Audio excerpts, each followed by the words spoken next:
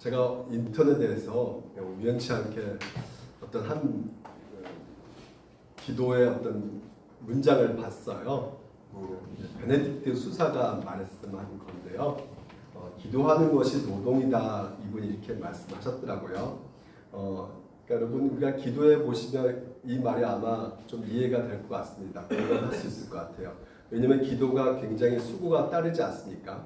기도한다는 게 굉장히 힘듭니다. 근데 이 기도가 노동이다 이렇게 표현하기에 좀 약간 좀 아쉬운 점이 있어요. 비록 수고하지만요, 이렇게 노동이라 정하기에는 좀 아쉬움이 있습니다. 왜냐하면 우리 일상적인 기도 가운데 또한 우리에게 주시는 이 기도의 매력이 있기 때문에 그렇다는 것이죠. 우리가 노동이라 그러면 굉장히 힘들고 어렵고 힘든 그것이 좀 전제에 깔려져 있지 않습니까? 근데 이 기도라는 것은요, 그렇지 않다는 것이에요. 매력적인 요소가 분명히 우리 가운데 있습니다. 그래서 제가 좀 바꿔봤어요. 기도는 매력적인 요소가 분명히 있다라는 것입니다. 그것을 무엇을 통해서 제가 이렇게 말씀드리냐면 오늘 본문의 말씀입니다. 오늘 이 본문의 말씀이 오늘 우리 가운데 기도가 굉장히 매력적이구나라는 것을 우리가 알게 될 것입니다. 그래서 바울이 이제 에베소 교인들에게 이 세 가지 이 기도 제목을 가지고 기도하고 있는 것을 보게 되거든요. 그래서 이 세 가지 관점을 통해서 우리가 기도가 왜 매력적인지 그 이유를 살펴볼 텐데요. 첫 번째는 바로 마음의 눈을 밝혀주신다는 것이죠. 그리고 또한 두 번째는 바로 부르심의 소망을 깨닫게 된다는 것이고요. 세 번째는 그 기업의 영광의 풍성함을 우리가 알게 된다는 것입니다. 그렇기 때문에 이 기도가 매력적인 것이 되는 것이죠. 그래서 먼저 첫 번째가요, 너의 마음을 눈을 밝힌다는 것이에요. 이 바울의 기도입니다. 지금 이것은요, 실제로 너의 눈의 마음을 밝힌다 이 기도는요, 이 17장 우리가 한 달 전에 살펴보았던 지혜와 계시의 영을 주사, 이것과 굉장히 연결되어 있는 말씀입니다. 그러니까 이 지혜와 계시의 영은 바로 무엇입니까? 성령님이시죠. 그래서 이 성령님과 이 너희의 마음의 눈을 밝히사와 이게 연결되어 있어요. 왜냐하면 이 성령님이 이제는 조명해 주시는 거거든요. 그러니까 이 조명해 준다는 것은 밝히 보면서 우리가 알 수가 있다는 거, 보여줄 수가 있단 말이죠. 그래서 이것이 원어를 보게 되면 이 너의 마음의 눈을 밝히사, 이것을 원어를 보게 되면 수동태로 되어 있어 가지고요, 너의 마음의 눈이 비침을 받아서 이렇게 되어 있거든요. 그러니까 비침이라는 것은 조명을 뜻하는 거거든요. 그러니까 너의 마음의 눈이 조명을 받아서 이제는 보이게 된다는 것이죠. 그리고 알게 된다는 거예요. 보니까 알게 되고, 근데 그것 무엇을 아는 것이냐? 하나님이 어떤 분이신가를 우리가 알게 된다는 것이에요. 그래서 그렇게 되기를 위해서 지금 바울이 기도한다는 것입니다.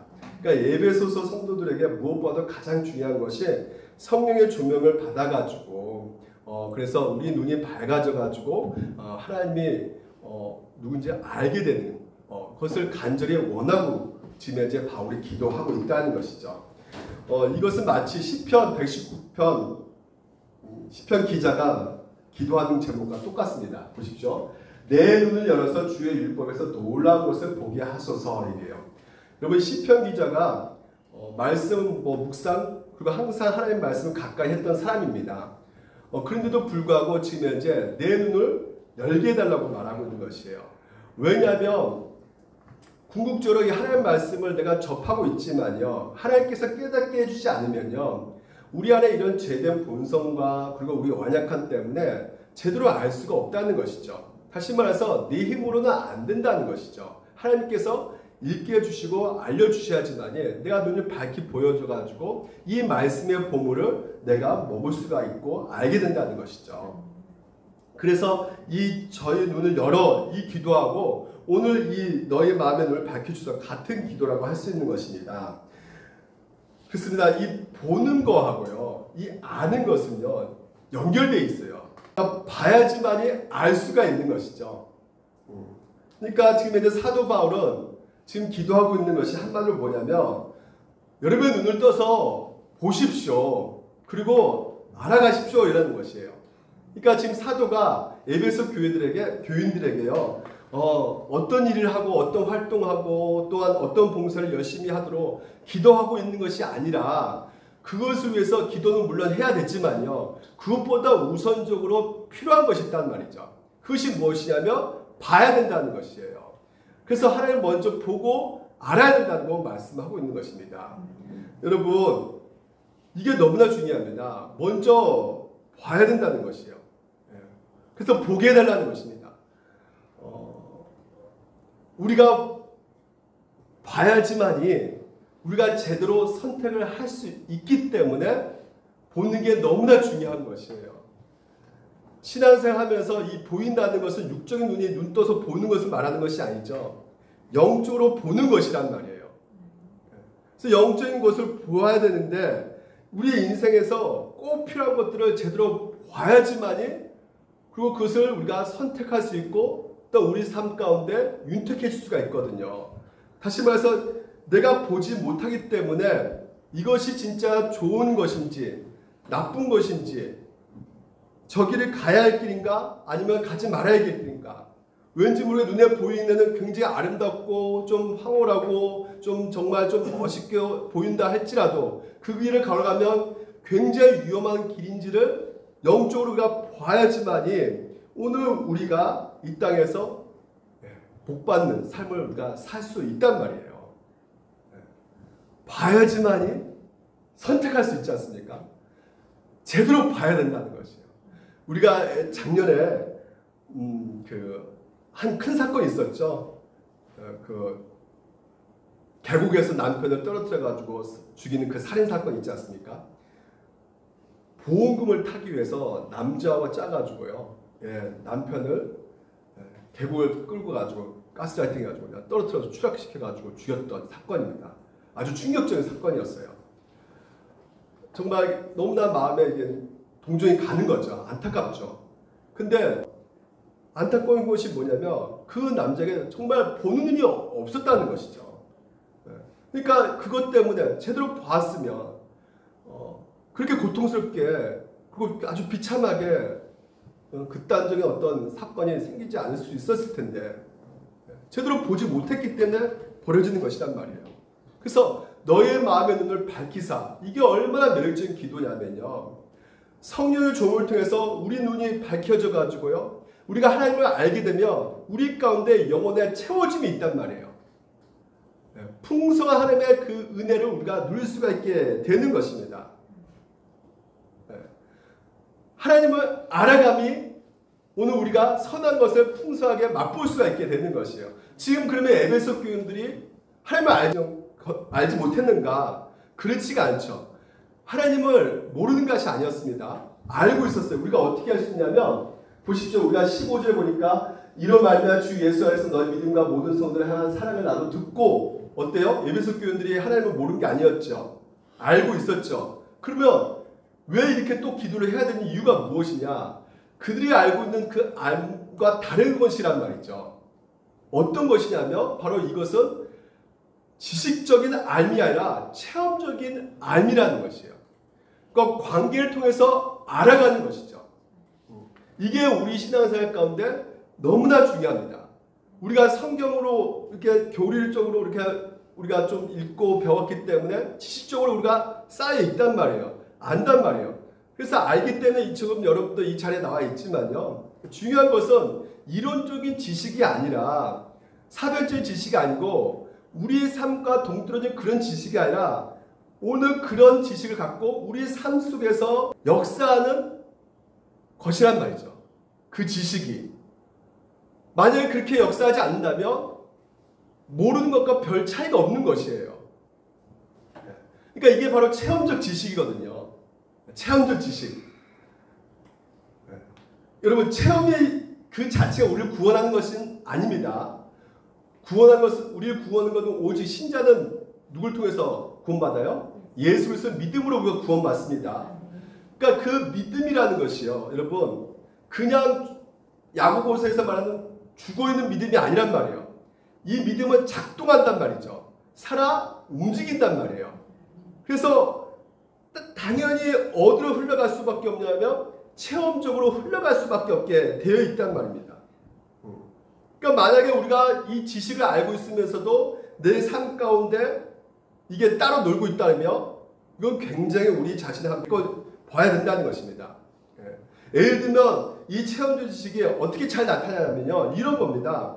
오늘 우리 삶 가운데 어려움을 겪잖아요. 그렇죠? 굉장히 큰 위기 가운데 있을 때 일어나는 것이, 오늘 우리가 성경 말씀을 듣잖아요. 그렇죠? 교리를 우리가 알지 않습니까? 교리를 통해서 배우고 있는 것이 바로 무엇입니까? 하나님께서 우리를 주권적으로 인도하고 계시고, 또한 우주 만물을 만드신 분이 우리를 계속해서 구원을 이뤄가고 있는 그 하나님의 놀라운 섭리 가운데 그 모든 것을 주관하신 하나님을 우리가 정말 이 말씀을 믿고 있다면, 여러분, 하나님께서 또한 우리를 자녀로 삼아주신다는 것을 믿는다면, 그분이 우리 아버지 되심을 우리가 믿는다면, 오늘 우리가 겪고 있는 그 위기가, 오늘 우리 삶 가운데 겪고 있는 그 환난이 결코 우리 가운데 아우 나 망했어 이렇게 말할 수는 없단 말이죠. 도리어 끝날 것 같은 우리의 삶의 현장일지라도 하나님께서 역사하심을 기대하고 모든 것을 합력해서 선이로 가신 하나님을 확신하면서 우리가 다시 힘을 얻을 수가 있게 되는 것이죠. 그러니까 이론적인 사면적 지식이 아니라 오늘 여러분 살아 역사는 하나님을 아는 지식이 오늘 우리 가운데 필요하기 때문에 바울은 이렇게 기도를 하고 있는 것입니다. 산과 동떨어진 지식이 아니란 말이에요. 그래서 너희 마음의 눈을 밝혀가지고 하나님을 더욱더 알아가야 되는 것인데, 이 하나님을 아는 지식은 바로 매일매일 삶 속에서 그 복음의 능력으로 살아가야지만이 이 세상, 이 환난, 이 어려움을 이길 수 있기 때문에 하나님께서는 이 바울을 통해서 그 기도를 요구하고 계시는 것이죠. C.S. 루이스가요, 네 가지 사랑이라는 그 책을 통해서 우리 가운데 사랑이 이제 네 가지 사랑이 있는데, 그 중에서 중요한 것은 피로의 사랑이 있고 감상의 사랑이 있다고 말해요. 그러니까 피로의 사랑은 무엇이냐면, 연애할 때 나 저 여자 없으면 나 죽어. 왜냐면 너무 많은 도움을 받았기 때문에. 그런 사랑이라는 것이에요. 그리고 감상의 사랑은 그 여자가 있는 그 자체만으로도 그 자체만으로도 너무나 사랑스러운 것이죠. 이게 바로 감상의 사랑이라는 것이에요.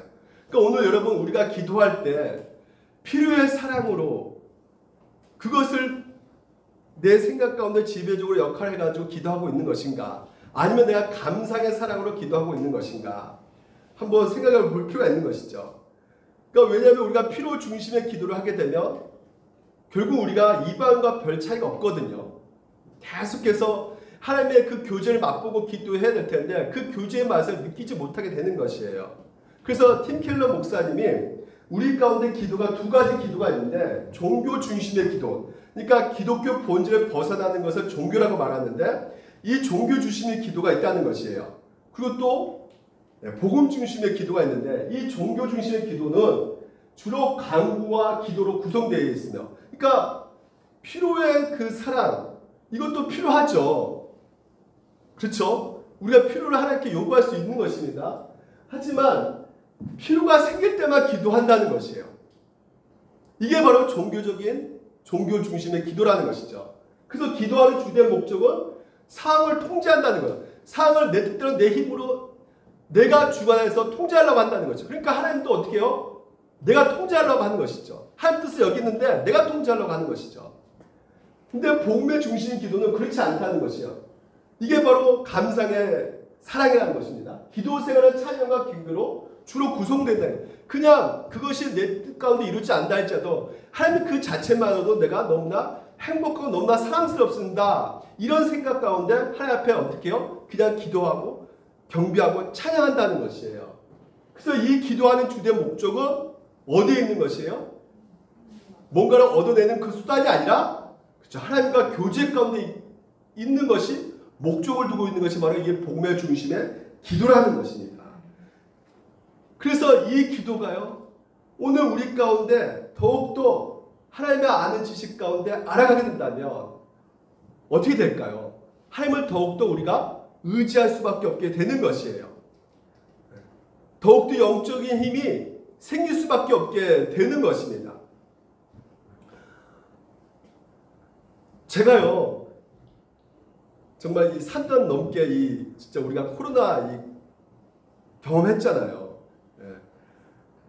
전 세계가 돌아가는 것을 이렇게 유심히 보니까 정말 이 기상 변화, 완전 이상한 기후 때문에 그렇고요. 또 세상에 지금 뭐 파키스탄 같은 경우는 뭐 3분의 1이 거의 폭풍 때문에 지금 물에 잠겨 있는 상태에 있지 않습니까? 그리고 이 우크라이나 전쟁 계속해서 진행 중에 있고, 근데 우크라이나 전쟁 때문에 우리나라가 정말 큰 영향을 받고 있고 굉장히 물가가 상승돼 가지고 고통을 호소하고 있단 말이에요. 이런 것을 보면서 내가 뭔가 열심히 한다고 해서, 옛날에는 그렇게 생각했거든요. 뭔가 열심히 하면 내가 실수하지 않으면 내가 괜찮은 삶을 살 수 있다고 어느 정도 생각을 했는데 3년 넘게 이게 생활하다 보니까 그렇지 않다는 것을 알게 되더라 이거죠. 점점 내가 할 수 없는 것이 있구나라는 것을 생각이 든단 말이에요. 전세에 일어난 이런 것들을 보게 되면 저기 멀리 있는 그 나라에게 발생된 그 전쟁이 오늘 우리 가운데 미치는 것을 보게 된다면 나 혼자 뭔가 열심히 한다고 해서 내 인생 문제를 해결해 줄 수 있는 것이 아니구나라는 것을 생각하게 된다는 것입니다.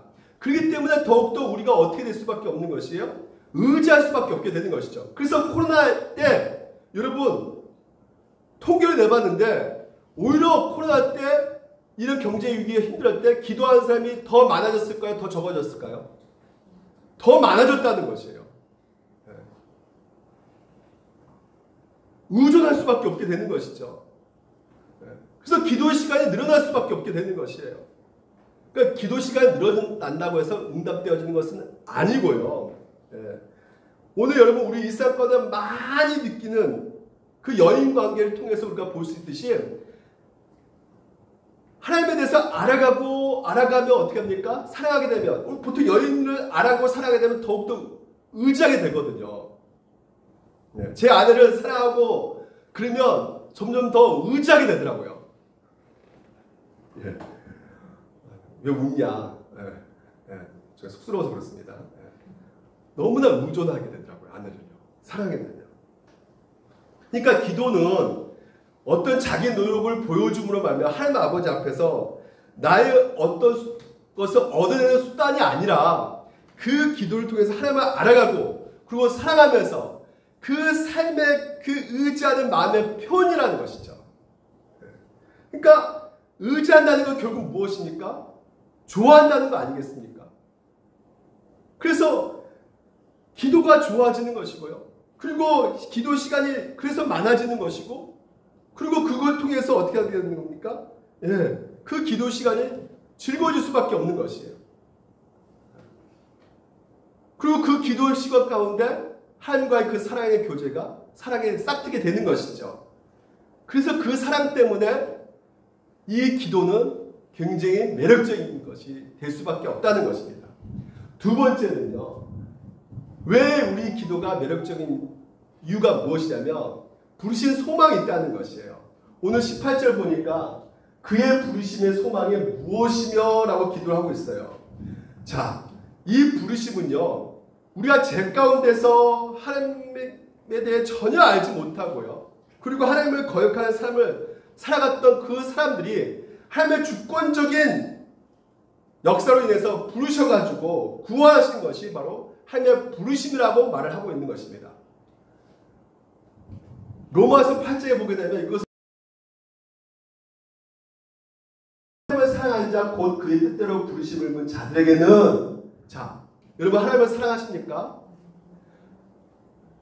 하나님을 사랑하고 있다는 것은 결국 무엇이에요? 여러분 구원받았다는 것은 결국 무엇이에요? 구원받는 자는 신자는 하나님께서 부르셔가지고 구원을 받게 되었다는 것을 여러분 믿으시기 바랍니다. 구원받는 사람이라는 것은 바로 하나님의 부르심을 받는 사람들이라는 것이에요. 그래서 30절 보면 미리 정하신 그들 또한 부르시고 부르신 그들 또한 어떻게 해요?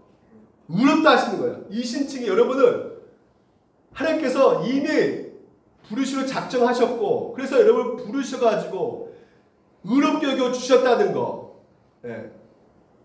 그리고 결국 뭡니까? 영원롭게 하신다는 것이죠. 이 모든 것이요 바로 구원받는 거 아니겠습니까? 그러니까 하나님께서 우리를 부르시지 않으면 우리가 구원받을 수 있다 없다? 구원받을 수 없다는 것이에요. 하나님께서 부르지 않으면요 우리가 먼저 하나님께 나아가거나 또한 하나님을 찾거나 하나님을 믿을 수 있는 일이 생길 수가 없다는 것입니다. 아유 목사님 그래도 내가 먼저 복음을 듣고 내가 교회 나왔고 먼저 내가 이렇게 먼저 하나님 찾기로 결단하고 내가 믿어왔는데요. 아, 그런 말하면 좀 약간 서운한데요. 이렇게 말씀하신 분도 있을 수 있겠지만요. 그러나 그렇지가 않습니다. 성경에서 일관되게 말하는 말씀은 무엇이냐면 혹시라도 인생의 어느 순간에 하나님을 내가 찾기로 결단했어도 교회에 나왔어도 복음을 듣고 예수 믿었다 할지라도 그 모든 배후에는 하나님의 주권적인 역사가 있었다는 것이에요. 그러니까 우리 영혼 가운데 하나님이 역사하지 않는다면요 우리는 하나님을 찾을 수도 없고 그분을 믿기로 결단할 수도 없고 구원받을 수도 없다는 것이에요. 이게 부르심의 신비라는 것이죠. 근데 중요한 것은 누가 부르셨다는 것이에요. 앞에 부르신 그 앞에 뭐가 있어요? 그의 부르심이라는 것이죠. 그가 누구십니까? 여러분 보통 누가 저를 부르잖아요. 그렇죠? 누가 부르느냐가 중요한 거 아니겠습니까? 누가 나를 불렀다. 근데 예를 들어서 수만 명 어떤 회사가 다니는 직장에서 그 어느 사장이 일개 대리인 나를 직접 꼬집어가지고 부르셨다면 여러분 기분이 어떨까요? 사람들 다 쳐다보지 않겠습니까? 우리나라 대통령이 갑자기 저한테 전화가 왔어요. 그래서 청와대 좀 방문해달라는 거예요. 여러분. 근데 오늘 보니까 여러분 하나님께서 어떻게 해요? 여러분을 부르셨다는 거예요. 청와대에서 전화가 와서 대통령이 부르신 것은 너무나 기쁨이 넘치는데 하나님께서 부르신다는 것은 이렇게 시큰둥하죠. 그게 바로 문제라는 거예요. 정말 가장 큰 부르심이 오늘 여러분 가운데 가장 행복한 게 뭐냐면 하나님께서 여러분을 인정하셨고 여러분을 부르셨다는 것이에요. 이 우주 만물을 만드신 그분께서 왕 중에 왕이신 그분께서 여러분을 부르셨다는 것입니다. 그래서 오늘 이 놀라운 부르심을 알기를 원한다는 거예요. 바울은요. 이 기도를 하고 있는 것입니다. 이게 한마디로 숭고한 부르심이에요. 따라합시다. 고귀한 부르심. 네? 여러분 믿을 수 있습니까? 네. 믿지 못할 것입니다. 저도 제 자신 믿을 수가 없어요. 어떻게 될지 모르겠습니다. 그러니까 여러분 여기에 그러니까 불러주신 하나님 여기에 우리의 소망이 있단 말이에요. 네. 왜 그렇습니까? 그 부르신 하나님께서 반드시 이루신 분이시기 때문에 시작하신 그분은 반드시 성취해 가십니다. 한번 말씀하신 그분은 시건치 아니하시고 그 말씀의 뜻 가운데 약속을 반드시 이뤄가시기 때문에 오늘 우리는 너무나 변덕스러워가지고요. 쉽게 금방 마음이 상하면 돌아서버리는 우리지만 우리 하나님은 신실하신 분이시죠. 미쁘신 하나님이시기에 오늘도 그 부르심을 시작하셨으면 끝까지 이루어 가신다는 거예요. 그래서 보십시오. 너희 안에서 착한 일을 시작하신 이가 그 하나님께서 그리스도 예수 날까지 예수님이 다시 오신 날까지 반드시 우리의 구원을 이뤄 가신다고 말씀하고 있다는 것이죠. 여기에 우리의 소망이 있다는 것입니다. 우리는 아무리 봐도 소망이 없는 자들인데 형편없는 자들인데 내가 특별히 뭐 잘나서 우리를 부르신 것도 아니고 그 은혜 가운데 우리를 부르셔가지고요. 내가 너희들 끝까지 함께하여서 내가 그 구원을 이뤄갈 것이다. 이게 바로 우리의 소망이란 말이죠. 그렇기 때문에 이것을 우리가 믿는다면 아무리 내 인생 가운데 부정적인 생각을 갖고 있다 할지라도 내가 실수하고 넘어지고 또한 그 절망 가운데 있다 할지라도 오늘 이 진리를 우리가 믿게 된다면 오늘도 이 땅에서 우리가 어떻게 되겠습니까? 네, 다시 한번 일어나서 달려갈 수가 있게 되는 것이죠. 그렇지 않습니까? 하나님께서 이루신단 말이에요. 그래서 여러분의 소망은 어느 닻을 그 닻을 어떻게 합니까? 예, 꽂아야 되잖아요. 어디다 꽂아야 됩니까? 하나님의 일하심에 꽂아야 된다는 것이에요. 예. 하나님께서는 지금도 일하고 계신다는 것이에요. 거기에다가 여러분 소망의 닻을 꽂으셔야 됩니다. 왜 이걸 꽂아야 되냐면요. 이게 바로 하나님의 소망이기 때문에 그래요. 예. 하나님의 소망이 무엇일까요? 그 하나님의 소망은 바로 우리를 향해서 바람이 있다는 거 아니겠습니까? 우리를 구원시켜 주시는 그 목적이 있단 말이에요. 그럼 그 목적이 무엇일까요? 우리가 지금까지 예배에서 살펴보았던 3절부터 14절까지 그 모든 내용이죠. 하나님께서 창세전에 우리를 선택하시고, 그렇죠? 우리의 자녀를 삼아주시고, 우리를 거룩하고 흠없게 만드시고, 또 하나님 나라의 놀라운 기업을 우리 자체 기업으로 삼아주시고 상속자로 삼아주신 이렇게 되기를 하나님께서는 소망하고 계신단 말이에요. 그 소망을 우리 가운데 부어주셔서 오늘도 우리 또한 이 소망 가운데 나아가는 것이죠. 그래서 이 소망 가운데 바울이 기도하고 있다는 것은 결국은 바울이 지금 현재 부르시는 소망이 무엇인지를 알게 해주시옵소서 기도할 때 그것은 결국 무엇을 말해주고 있습니까? 우리가 얼마나 중요한 존재인지 얼마나 소중한 존재인지 알게 해주시옵소서. 그래서 이런 복음의 약속들을 우리가 늘 기억하고 경험하면서 매일매일 하루하루 매 순간마다 그 복음의 능력으로 내가 정말 소중한 존재구나. 나를 이렇게 부르셨구나. 그리고 반드시 그 부르심에 그 구원을 이뤄 가시겠구나. 나를 자녀 삼아주시고 끝까지 그 자녀됨이 내 안의 행동으로 바뀌어지는 것이 아니라 그 약속대로 가시는 것이기에 오늘 내 삶 가운데 그 어떤 환경이 올지라도 내 부르신 소망이 거기에 있기 때문에 나는 넉넉히 걸어갈 수 있겠구나. 여러분 매력적입니까? 매력적이지 않습니까? 네, 매력적인 것입니다. 자꾸 제가 요구해서 이렇게 대답하시겠지만요. 매력적인 기도란 말이에요. 마지막 세 번째, 기업의 영광의 풍성함이란 말이죠. 기업의 영광의 풍성함이 무엇이며? 여러분 이 기업의 영광의 풍성, 이 기업이라는 것은요. 그 원래 본의 뜻이 소유예요. 소유, 몫이에요. 그러니까 구약 성경에 12지파 있잖아요. 땅을 분배하죠. 그걸 기업이라고 하거든요. 그러니까 이 기업을 하나님께서 약속하셨단 말이에요. 근데 목사님 나 주어진 거 없는데요. 땅이요. 어디 땅이 있다는 거예요 지금? 하나님 나라입니다. 따라서 하나님 나라. 네.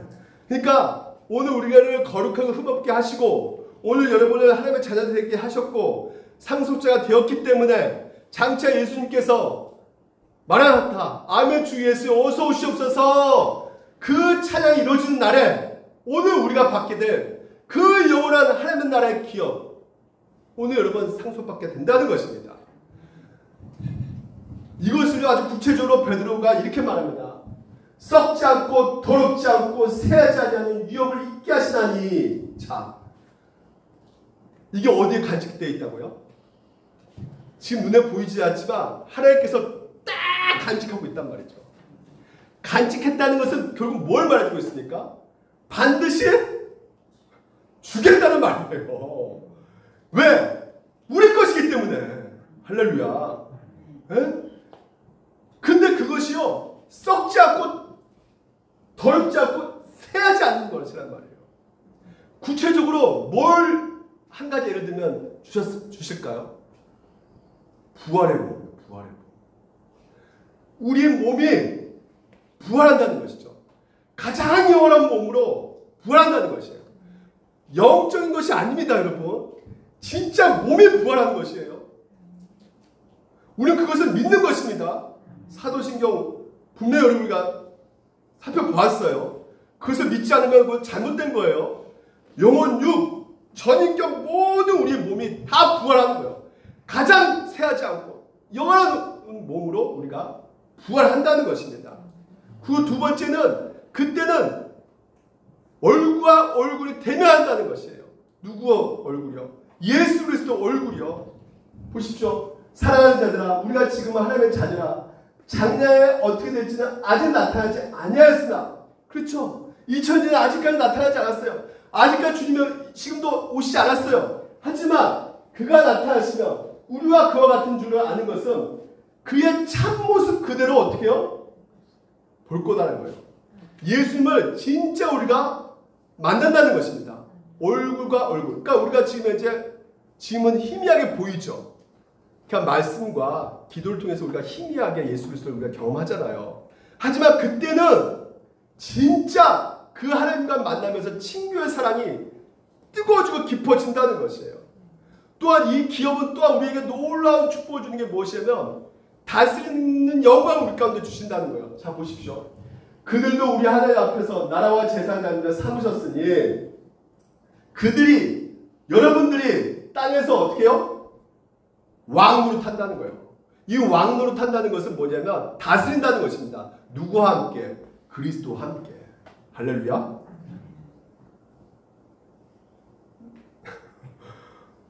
부자입니다, 여러분. 땅 부자. 계시록 22장 55절. 다시 밤이 없겠고 등불과 햇빛이 쓸데없으니 이는 주 하나님이 그들에게 비치심이라. 그들이 세세토록 영원토록 뭐예요? 네, 땅 부자 된다는 거예요. 영광스럽지 않습니까? 이 하나님의 기업의 영광을 제발 좀 보라는 것이죠. 그래서 기도한다는 거예요. 이 영광스러운 이걸 묵상하면서 보십시오. 그냥 영광도 대단한데 기업의 영광이 뭐라 그래요? 지금? 엄청나다는 것입니다. 네? 기업의 영광도 이거 대단한 건데 이것이 풍성하다는 것이에요. 그래서 12세기에 쿠르니 버나드라는 그 수도사가 쓴 시인데요. 찬송가에 나오는 곡이에요. 보십시오. 예루살렘 큰 성아, 금성아 복 가득하도다. 이게 뭘까요? 하나님 나라입니다. 그 나라가 복이 가득하다는 거예요. 넌 너를 생각할 때 마음이 기쁘다. 비할 데 없는 복과 그 빛난 광채가 나 받을 모든 기쁨 다 측량 못하리. 천국 가면 기쁨을 측량을 못한대요. 왜 측량하지 못할까요? 오늘 내가 겪고 있는 그 기쁨이 내일 가면 어떻게 해요? 배가 됩니다. 배가. 그럼 내일 모레는요? 내일이 기쁨에 내일 모레 되면 그 기쁨이 배가 됩니다. 측량할 수가 없는 거예요. 계속 어떻게 됩니까? 업그레이드 되는 거예요. 기쁨이. 그래서 귀하고 복된 본향 주 예비 하셨네. 오늘 여러분 우리가 사모해야 될 것이 무엇입니까? 기업의 영광, 이 하나님 나라를 여러분 사모하셔야 되는 것이에요. 이게 바로 기독교입니다. 우리가 무엇을 사모해야 되느냐? 하나님 나라를 사모하는 종교가 바로 이 기독교란 말이죠. 그래서 나는 항상 바란다는 것이에요. 여러분 반대로 지옥은 어떤 곳일까요? 오늘 받은 고통이 내일 가면 어떻게 될까요? 더 커지겠죠. 내일 모레 되면. 내일 받는 고통이 내일 모레 되면 더 커질 수밖에 없는 것이죠. 그렇기 때문에 오늘 우리가 받은 그 은혜가 무슨 은혜라 나옵니까? 가장 큰 은혜라는 거예요. 네. 그 은혜를 하나님께서 여러분 가운데 베푸셨다는 것입니다. 할렐루야. 이거보다 기쁨이 어디 있습니까? 로또 100억 붙은 거요? 저리 가라. 뭐 삼성 대기업 내가 소유했다. 저리 가라요. 다. 이 세상 그 어떤 것도, 이 세상 그 어떤 보아도 다 끌어모아도 조합하고 해도 이 하나님 나라의 영광하고는 비할 데가 없는 거예요. 이 세상의 모든 지위 다 부합시켜가지고 아무리 이 땅에 세상에 높은 지위가 있다 할지라도 내가 천국에 받고 있는 그 지위하고는 비교할 수가 없다는 것입니다. 예. 비교가 자체가 안 된다는 것이에요. 예. 아, 목사님, 지금 경기가 어렵고 먹고 살기 힘들어 죽겠는데 지금 전쟁이 또 이렇게 북한에서 미사일 발사하고 막 진짜 왜 이렇게 비현실적인 얘기만 하십니까? 뭐 내세적인 얘기만 하십니까? 무슨 천국 얘기하고 좀 현실에 맞는 얘기 좀 하십시오. 여러분 혹시라도 여러분 그런 생각 듣겠지만요. 인간의 최고의 문제가 뭘까요, 여러분?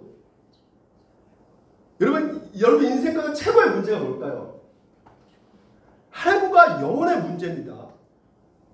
그보다 더 큰 문제는 없어요. 네? 그러니까 이 문제 해결해야 되는 거예요. 최근에 서울에서 미사일 날라왔었잖아요. 네, 저도 전화 받았다 그랬지 않습니까? 미사일 발사됐다. 지금 전쟁이 났다 막 하면서 난리 났단 말이에요. 난리가. 그렇죠? 영혼의 문제 해결되지 않으면 난리예요. 그것은요. 전쟁은요. 큰일 나는 것입니다. 다 죽습니다. 여러분. 하지만 하나님과 영혼의 문제가 해결된다면 전쟁은 문제가 아니란 말이에요. 오늘 이게 가장 현실적인 것입니다. 이게 진짜 우리 가운데 필요한 것이란 말이에요. 그래서 로이드 존스 목사님이 이렇게 말했어요. 내세에 관심 있는 사람이 지금 이 땅의 삶도 충실하게 잘 살아낼 수 있다는 거예요, 여러분. 여러분, 내세에 관심 있고 내세에 집중한 사람은 이 땅의 삶도 목적을 두고 살아간단 말이죠. 또 이런 사람들이 결국 인류에게 유익을 끼쳐왔다는 거예요. 실제로 그렇습니다. 여러분, 우리 대한민국의 병원이 누구에 의해서 세워진 거 아십니까? 최초로 선교사를 통해서 세워졌어요. 기독교인이 세웠단 말이죠. 병원 같은 것을요. 유익을 끼쳤단 말이죠. 왜냐하면 이런 사람들이 사실은 이런 사람들이 순수하고 비이기적인 동기로 인간을 위해서 뭔가를 하려고 하고 하게 되어 있고 또 해왔기 때문에 욕심이 없단 말이에요. 왜? 하나님께 소망이 있고 하늘의 기업을 물려받은 자이기 때문에 이 땅에 욕심 갖고 이익을 추구하기 위해서 비인간적인 행동을 하지 않았단 말이죠. 그래서 영국의 그 사업혁명이 일어났을 때 얼마나 많은 사람들이 기계적으로 소모품으로 팔려나갔습니까? 그때 노동조합을 만든 그 노동자를 위해서 노동조합을 만든 사람이 누굴까요? 기독교인이었어요. 오히려 더 뭡니까? 비현실적인 것이 아니란 말이에요.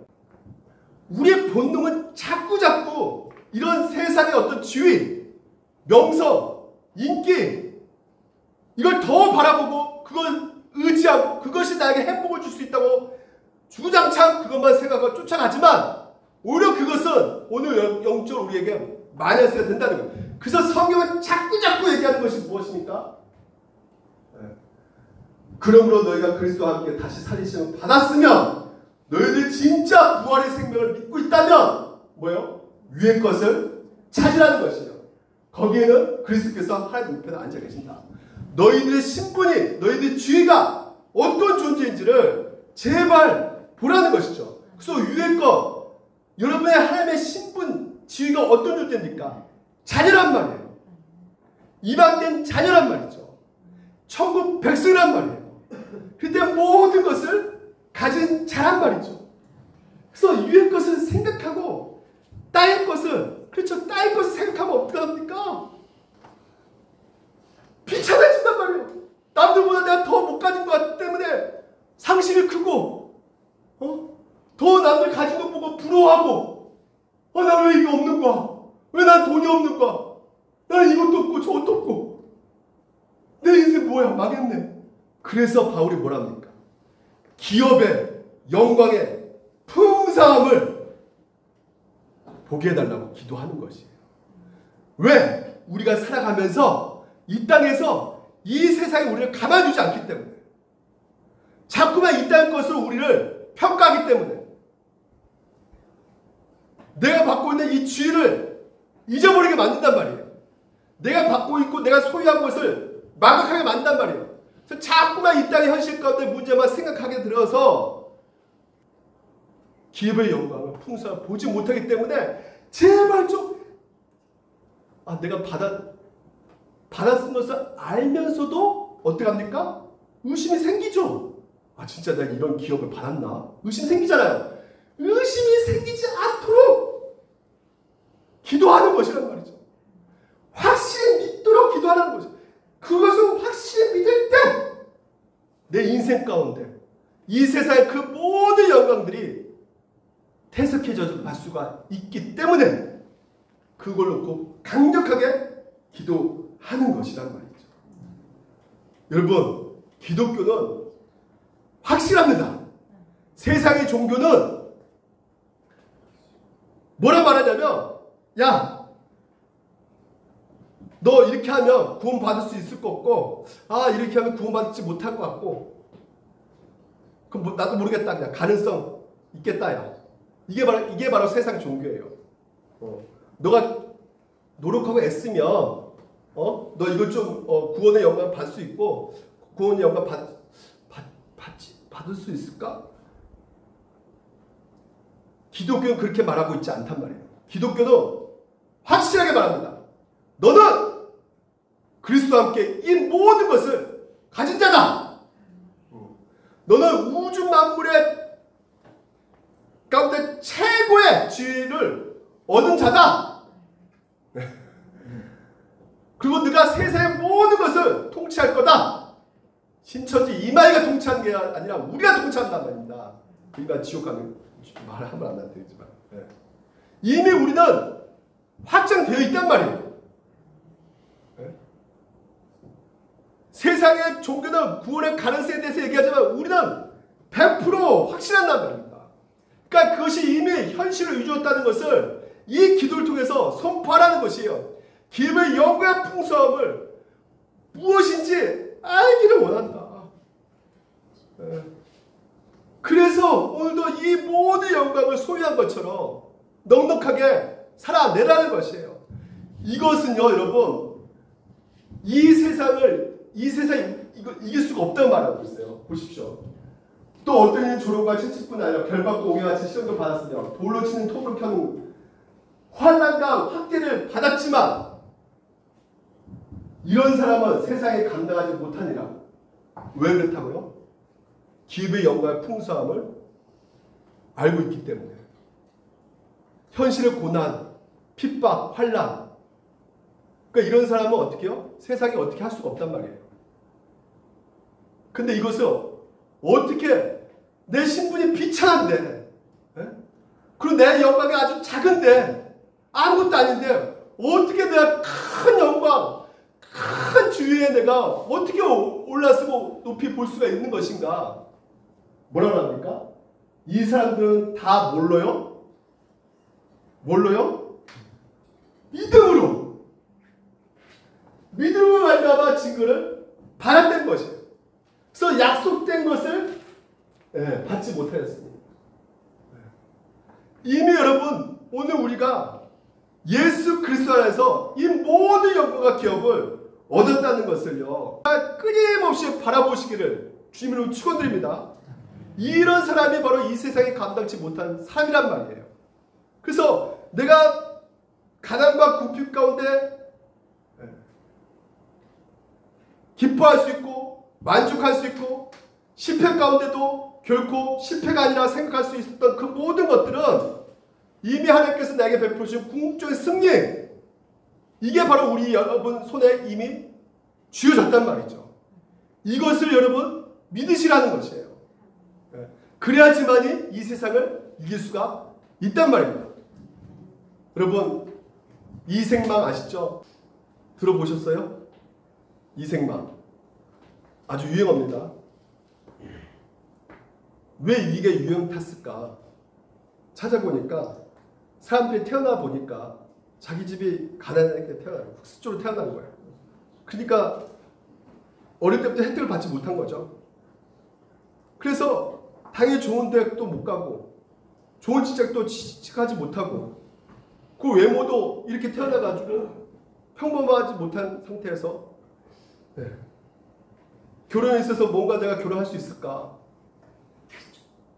아무것도 안 되는구나. 그래서 이번 생에는 망했다. 이생망. 근데 여러분, 오늘 성령께서 우리 가운데 말씀해 주신 것이 무엇입니까?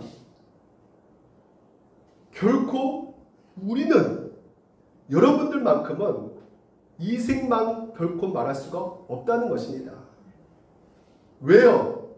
우리가 이 세상에 때로는 실패를 여러 가지 겪기도 하지만요, 궁극적인 실패라는 단어는 애초부터 없단 말입니다. 우리가 이 세상에 살면서 그 기준대로 뒤처질 때도 있어요. 어떤 면에서 실패할 때도 있어요. 하지만 그렇죠. 우리가 살면서 후회할 수도 있어요. 하지만 믿는 자에게는 궁극적인 실패는 없습니다. 오직 궁극적인 성공만 있을 뿐이에요. 여러분 인생은요. 따라합시다. 나는 대박난 자다. 예. 왜 그럴까요? 내가 그렇게 살았기 때문이 아니라 이 세상 뭔가 내가 성공했고 승리했기 때문이 아니라 뭔가 내가 이 세상에서 소유했기 때문이 또 아니고 그리스도 안에서 이미 여러분이 택함을 받은 자였고 그리스도 안에서 이미 하나님의 영광 모든 영광을 받았고 그리스도 안에서 이미 모든 기업을 하나님께서 주셨기 때문에 여러분이 이미 하나님 나라 보좌 우편에 앉으셨기 때문에 여러분은 결코 궁극적인 실패가 없단 말이에요.